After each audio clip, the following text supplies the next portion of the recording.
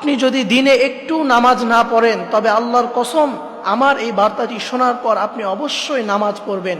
শুধুমাত্র শর্ত হলো আপনি মনোযোগ সহকারে শুনবেন এবং এটা উপলব্ধি করবেন এবং যতটা সম্ভব আপনি এটা শেয়ার করে দিবেন।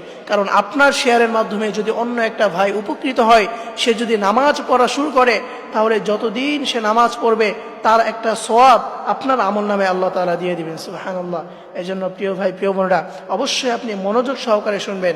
যে ব্যক্তি নামাজ পড়ে না তার কি ক্ষতি হয় এবং মৃত্যুর পর তার সাথে কি ধরনের আচরণ করা হবে, আপনি যদি এটা শুনেন তাহলে রীতিমতো আপনি অবাক হয়ে যাবেন। মনে রাখবেন যে বিনা কারণে এক ওয়াক্ত নামাজ ছেড়ে দেয়, আল্লাহ রাব্বুল আলামিন তার হাবিবের মাধ্যমে জানিয়েছেন দুনিয়াতে ওই ব্যক্তি বরকত থেকে লাঞ্ছিত হয়ে যায় এবং সে অনেক লাঞ্ছনাদায়ক অবস্থার মধ্যে পড়ে এবং মৃত্যুর পর তার কবরে আযাব দেওয়া হবে এবং দুনিয়াতেই সে লাঞ্ছিত হয়ে মারা যাবে না। আউযুবিল্লাহ।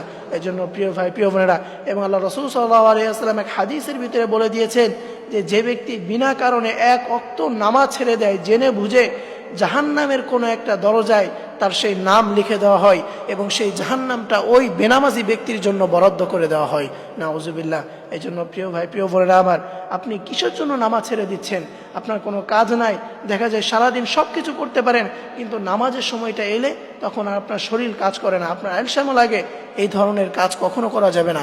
আপনি যদি বিনা কারণে এক ওয়াক্ত নামাজ ছেড়ে দেন, তাহলে দুনিয়াতে আপনার থেকে বরকত উঠে যাবে, আপনি দুনিয়াতে লাঞ্ছনাদায়ক অবস্থার মধ্যে পড়বেন এবং দুনিয়াতে লাঞ্ছিত হয়ে আপনি মারা যাবেন এবং কবরের পরে তো আছেই জাহান্নামের দরজায় কোনো একটা দরজায় তার নামটা লিখে দেওয়া হয়। এই জন্য প্রিয় ভাই, প্রিয় বোনের আমার, অবশ্যই আপনি নামাজ পড়বেন। মৃত্যুর পর নামাজের হিসাবে প্রথম নেওয়া হবে। এই জন্য আপনি যদি দুনিয়াতে নামাজ না পড়েন, দেখা যায় সচরাচর আমরা কোনো আমল করতে পারি না। অনেক আমল আছে কিন্তু আমরা আমল করতে পারি না।